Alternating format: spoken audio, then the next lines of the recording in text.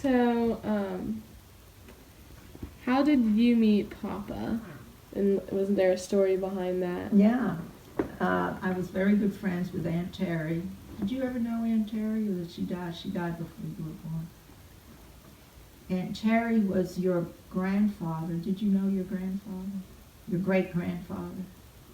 And your great-grandmother, the little grandma? Austin knew her, I think. Little grandma? Yeah. Well, her husband. I didn't know him, but I knew little grandma. Okay.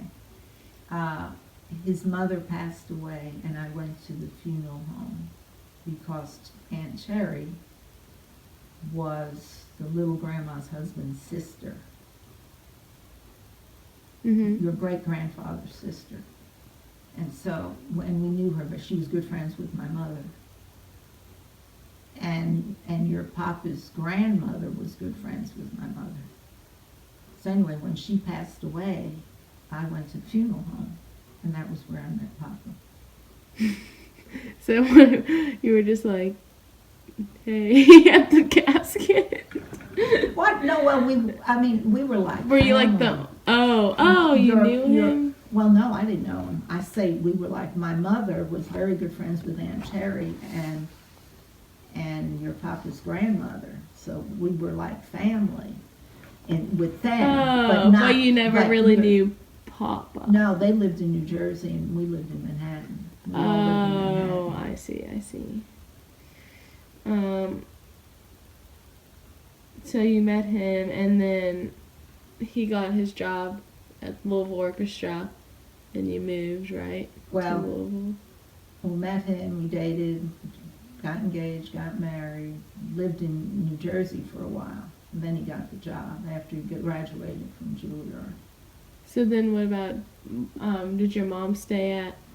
She stayed in New York until she developed breast cancer, and she really didn't think she was going to live, and I'm an only child, and she knew she was going to have surgery and radiation, so she moved here because there was no one in New York to take care of her. Oh, So that was how she moved here. Oh, I didn't know she had breast cancer. Yeah. So then also when your dad died, what happened to the business? Well, that was before. That was before. Yeah. Oh, what happened to my mother sold it. She got ripped off majorly. Really? Yeah.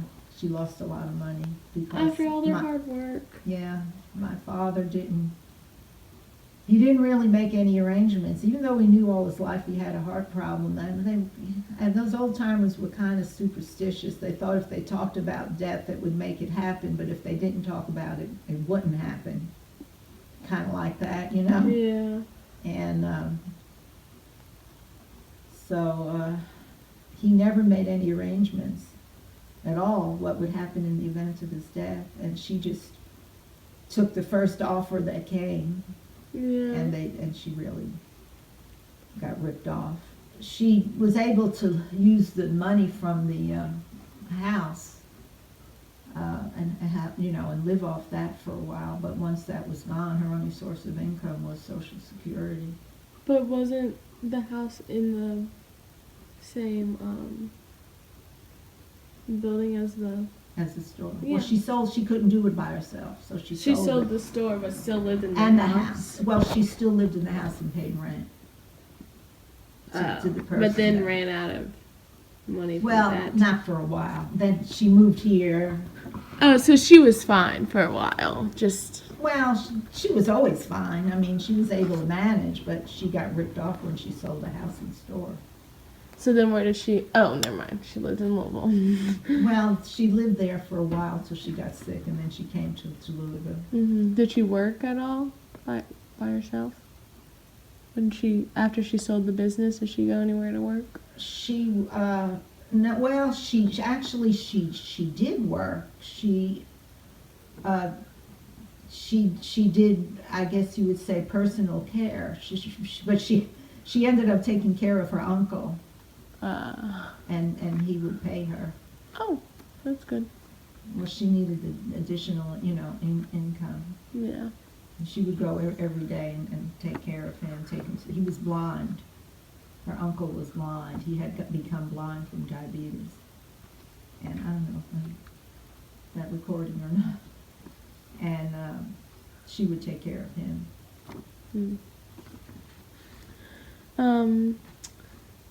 So then, you were married for what, 13 years with Papa? Mm-hmm. And then what led you guys to getting a divorce? Basically, I guess today would be called irreconcilable differences. We had a different idea of how life should be lived, would be a good way to put it diplomatically. So then how did you handle your career, children's, divorcing, all of that? Or you just pushed through? How did I handle? All the stress that goes along with I it. just pushed through. I've done that all my life. Just do what needed to be done. So then how many years, if you remember, between Papa and Grandpa? I was single 3 years. And then you met Grandpa? Yeah. Where'd you meet him at?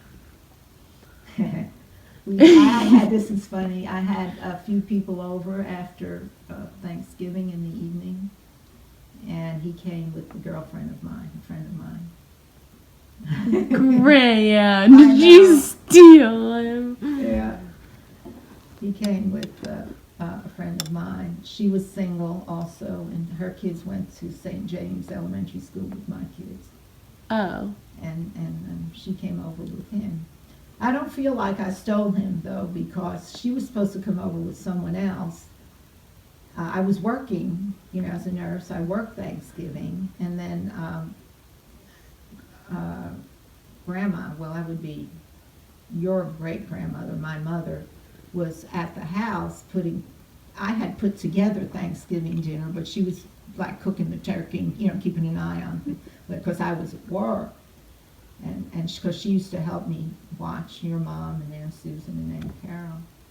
And so I was at work, and Barbara called me and says, is it okay if I bring so-and-so? I think his name is Joe. Someone she knew over. She knew I was having, a couple of people over in the evening for like drinks and stuff, snacks. And I said, sure, bring whoever you want. And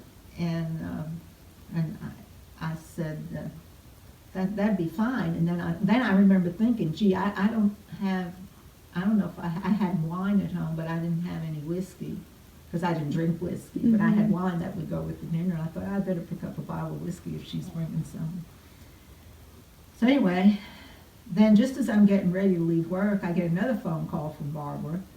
And she says, well, Joe can't make it. Is it all right if I bring someone else? How many people should know?